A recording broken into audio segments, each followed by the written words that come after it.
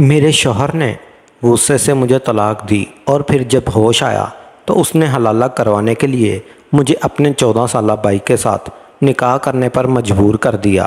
میں بھی حالات سے مجبور تھی، اسی لیے حلالہ کے لیے راضی ہو گئی، لیکن شادی کی راز اڑ گئے جب 14 سالہ دیور نے مجھے بستر پر پٹخا اور پوری طاقت سے میرے دونوں چھوڑو مجھے بہت تکلیف ہو رہی ہے۔ ہارون، یہ کیا کر رہے ہو؟ میں نے اپنے 14 سالہ شوہر کو پیچھے دھکیلا تو جو میرا بازو پکڑ کر میرے بے انتہا قریب کھڑا تھا۔ میرے دھکے پر وہ 1 سیکنڈ کے لیے لڑکھڑایا تھا، لیکن دوسرے ہی لمحے وہ پھر میرے قریب آ چکا اور میرے دونوں ہاتھوں کو اپنے ہاتھوں سے جکڑ کر میری آنکھوں میں آنکھیں ڈال کر دیکھ رہا تھا۔ اس کی آنکھوں میں جو ایک آگ مجھے نظر آ رہی تھی، اس میں میرا سارا وجود جل کر بھسم ہو سکتا تھا۔ میں نے ہارون سے کہا، کچھ تو شرم و حیا کرو، میں تمہارے بھائی کی بیوی ہوں۔ بہت مشکل حالات میں نے تم سے نکاح کیا ہے تاکہ حلالہ کر کے واپس اپنے شوہر سے شادی کر سکوں، اور تم مجھ پر ہی گندی نظر ڈال کر بیٹھے ہو۔ ہارون نے ایک لمحہ میں مجھے دھکا دے کر بستر پر گرایا تھا اور کمرے کی لائٹ بند کرتے وہ میرے قریب آ گیا اور پھر آستگی سے میری گردن پر جھکتے ہوئے اس نے میرے کان میں ایسی بات کہی تھی کہ میرے رونگٹے کھڑے ہو گئے تھے۔ اس کے لب میرے کان کے لو کے چھو رہے تھے اور میرا چہرہ اس کے قربت سے سرخ ہو رہا تھا۔ بڑی مشکل سے کھٹی کھٹی سانسوں میں نے کہا کہ ہارون، خدا کے واسطے پیچھے ہٹ جاؤ، یہ سب نہ کرو۔ لیکن شاید میری ہر التجا بیکار تھی، کیونکہ اس نے ایک لمحے ہی اپنی سانسیں میری سانسوں میں اتار دی تھی۔ میرا 14 سالہ دیور، جسے میں اپنا بچہ سمجھتی تھی اور اپنے بچوں کی طرح ہی پیار کرتی تھی، وہ میرا شوہر بن کر مجھ پر اپنا حق جتا رہا تھا اور میں اس کے آگے بے بس تھی، کیونکہ یہ سب کچھ میرے شوہر علی کی بدولت ہوا تھا۔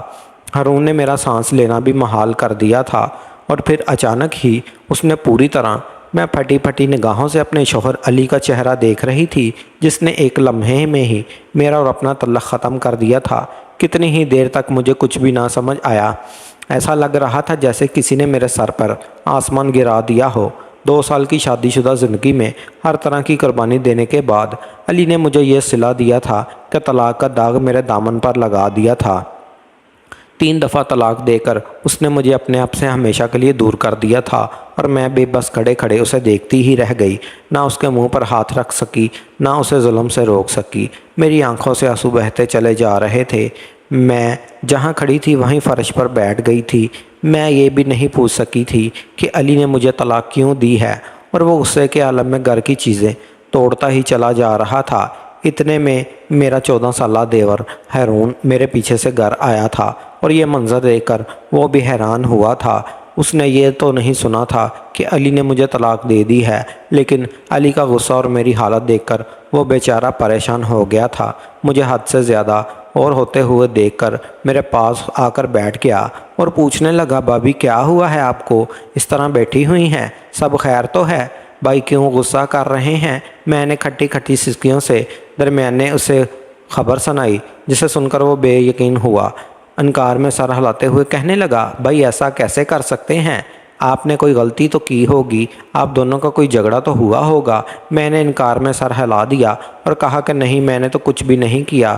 صبح سے کپڑے دھو رہی تھی اور اب بھی چھت پر کپڑے اتار کر نیچے آ رہی تھی جب ہی تمہارے بھائی گھر میں داخل ہوئے، اور نہ جانے کیا ہوا کہ بری طرح مجھے گالیاں دینے لگے، چیخنے چلانے لگے اور پھر خود ہی بذاتے میرے بدکردار ہونے کا خطاب دیتے ہوئے طلاق کے 3 لفظ سنا دیے۔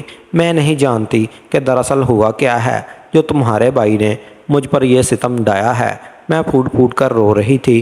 ہارون نے مجھے بے اختیار ہی اپنے سینے سے لگا لیا تھا۔ وہ میرے لیے میری اولاد جیسا تھا۔ پچھلے 2 سالوں سے میں نے ایک ماں کی طرح ہی اس کا خیال رکھا تھا۔ وہ بھی مجھے بہت عزت دیتا تھا، اس لیے اس کے سینے پر سر رکھ کر میں آنسو بہانے لگی تھی۔ کچھ دیر بعد میرے شوہر کا غصہ ختم ہوا تو ہارون نے ہی اس سے پوچھا کہ بھائی کیا ہوا ہے؟ آپ نے بھابھی کو طلاق کیوں دی ہے؟ کیا آپ نہیں جانتے کہ ہمارے سوا بھابھی کا کوئی نہیں ہے؟ ان کے والدین بھی وفات پا چکے ہیں، یہ کہاں جائیں گی؟ آپ نے یہ ظلم کیسے کر دیا؟ علی کا غصہ کافی حد تک اتر چکا تھا وہ کہنے لگا تو میں اس بدکردار عورت کو کب تک اپنے نکام میں رکھتا؟ تمہیں معلوم بھی ہے کہ یہ میرے اور تمہارے پیچھے گھر میں کیا کرتی ہیں؟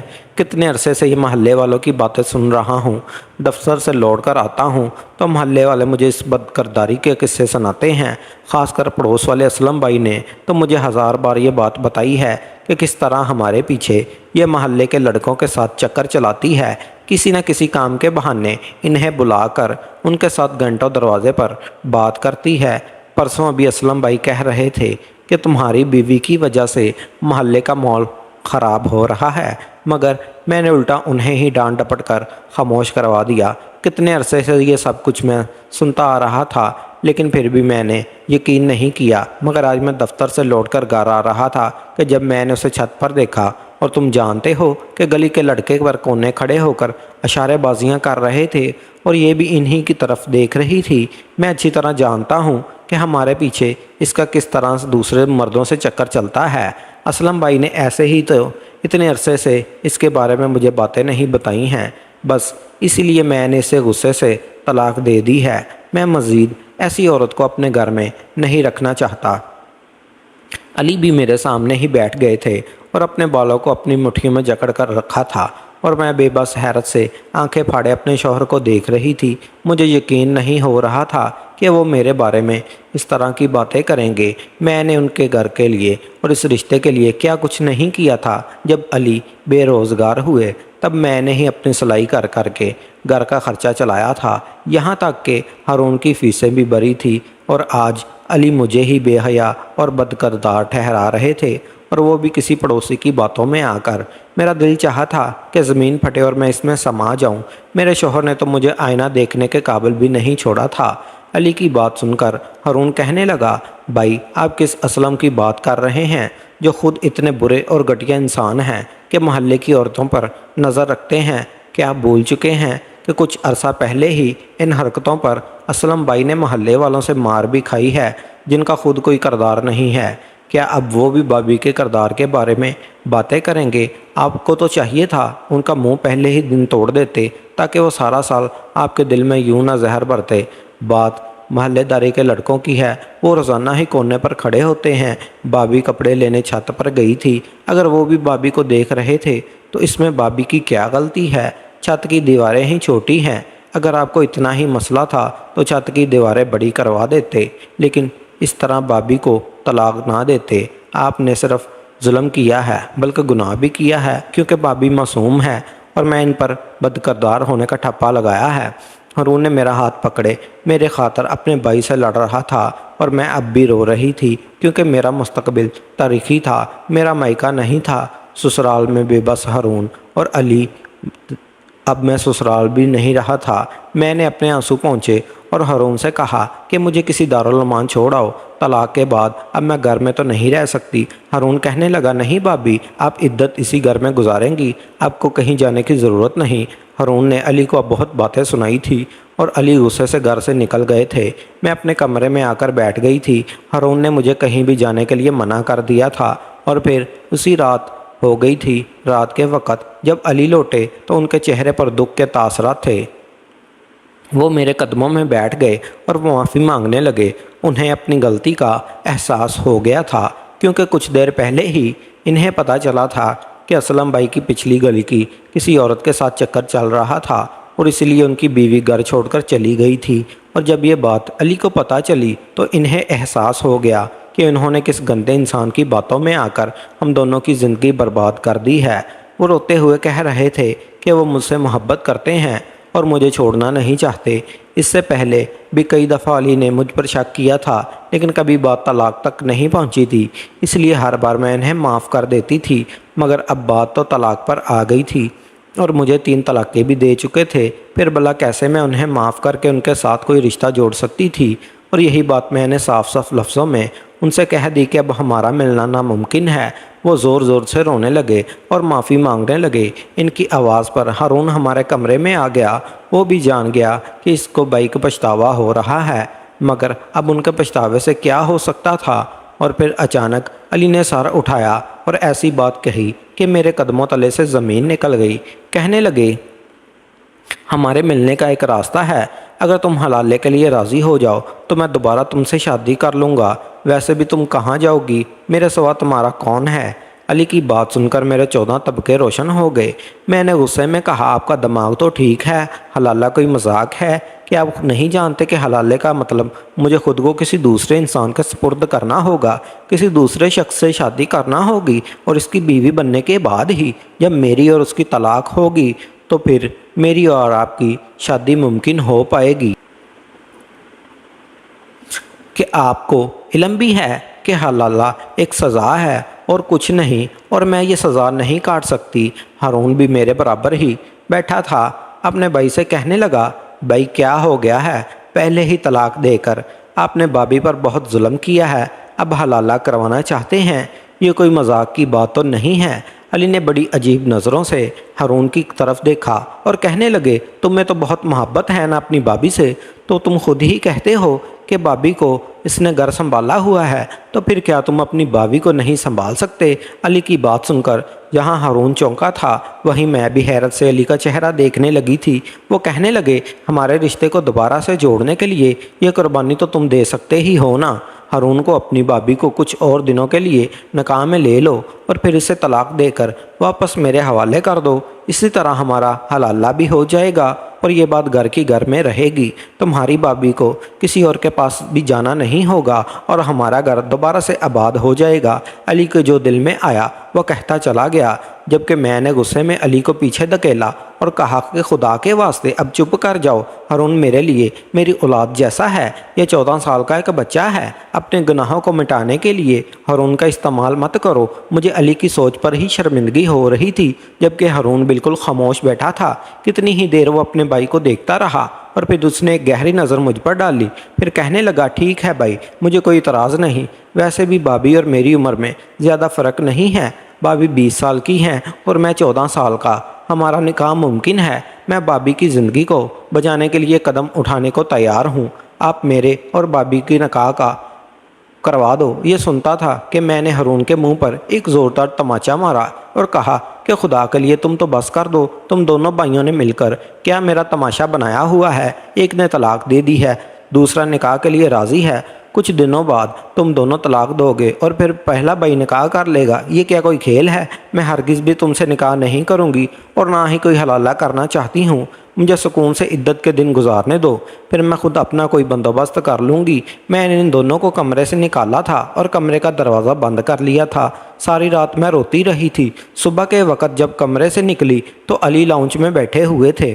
مجھے دیکھتے ہی انہوں نے میرا ہاتھ پکڑ لیا، مجھے زبردستی اپنے پاس بیٹھا لیا، اپنی محبت کا اعتراف کرنے لگے، مجھ سے وعدے کرنے لگے کہ وہ دوبارہ مجھ پر کبھی شک نہیں کریں گے، پھر میرے ساتھ کوئی زیادتی نہیں کریں گے، بس ایک بار میں انہیں معاف کر دوں۔ میں خود بہت زیادہ پریشان تھی، ساری رات سوچتی رہی تھی کہ عدت گزارنے کے بعد کہاں جاؤں گی؟ نہ کوئی رشتہ دار ہے اور نہ کوئی دارالمان ہی واحد جگہ تھی جہاں میں نے سن رکھا تھا کہ وہاں بھی لڑکیوں کے ساتھ اچھا سلوک نہیں ہوتا، انہیں آگے فروخت بھی کر دیا جاتا ہے۔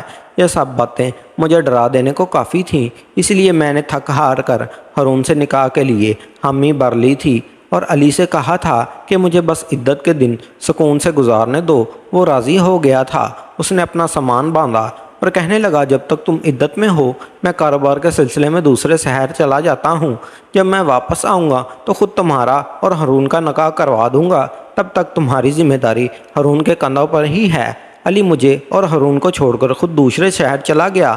ہارون میرے سامنے کم ہی آتا تھا، میری ضرورت کا خیال رکھتا تھا اور پھر عدت کے دن میں نے بڑی سکون سے گزار لیے تھے۔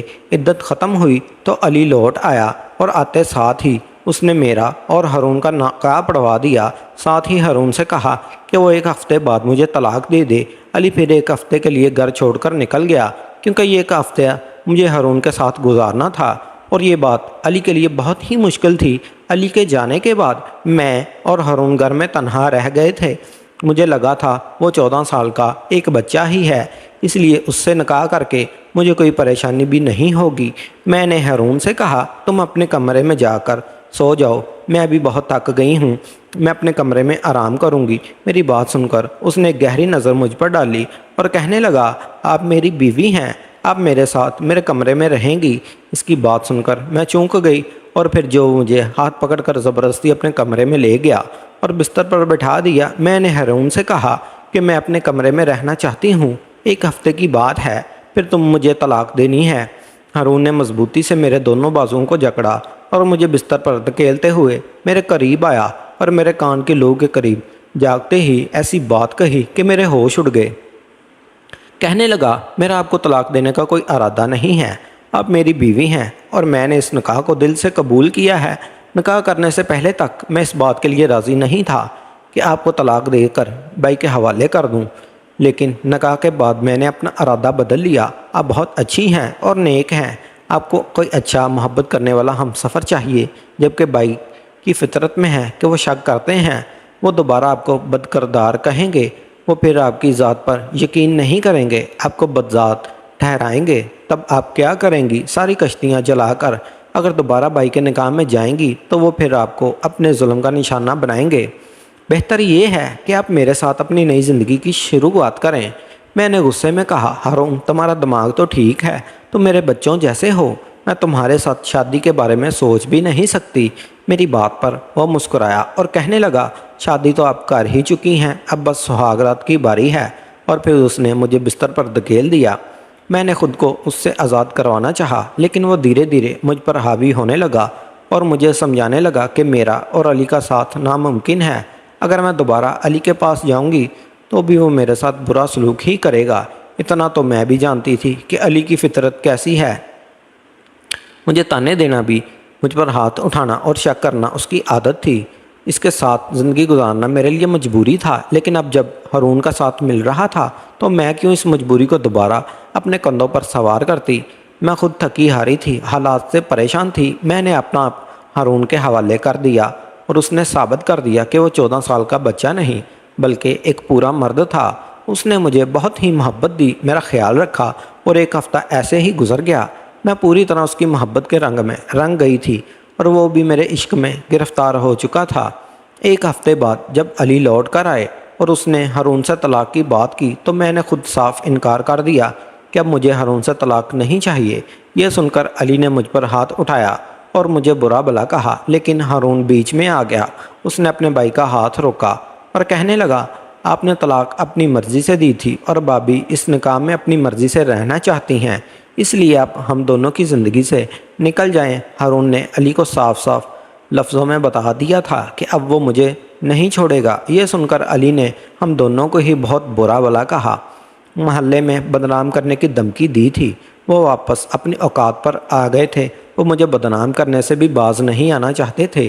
علی نے ہارون سے صاف صاف کہہ دیا کہ آپ کو جو کرنا ہے کریں، لیکن میں اپنی بیوی کو کبھی نہیں چھوڑوں گا۔ علی نے گلی میں بہت ہنگامہ کیا، محلے والوں کو جمع کیا اور انہیں بتایا کہ اس نے حلالے کے لیے مجھے ہارون کے نکاح میں دیا تھا اور اب میں علی سے دغا بازی کر رہی ہوں۔ یہ سن کر محلے والوں نے مجھے اور ہارون کو نہیں بلکہ علی کو ہی برا بھلا کہا تھا، جو کہ اپنی بیوی کو طلاق دے کر اپنے 14 سالہ بھائی کے بیوی بنا چکا تھا۔ محلے والوں نے میری طرفداری کی تھی کیونکہ سب ہی میری عادت سے، میرے کردار سے واقف تھے۔ علی کسی کو منہ دکھانے کے لائق نہ رہا تو وہ محلہ ہی چھوڑ گیا اور میں ہارون اس کے گھر میں ہی سکون سے رہنے لگے۔ میں نے سلائی کا کام دوبارہ سے شروع کیا تھا۔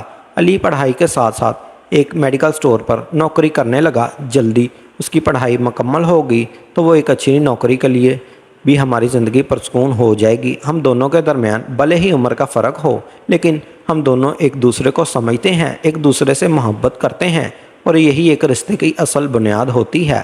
جب مرد کو عورت کی عزت دے تو عورت اس مرد کی خاطر کسی بھی حد تک چلی جاتی ہے۔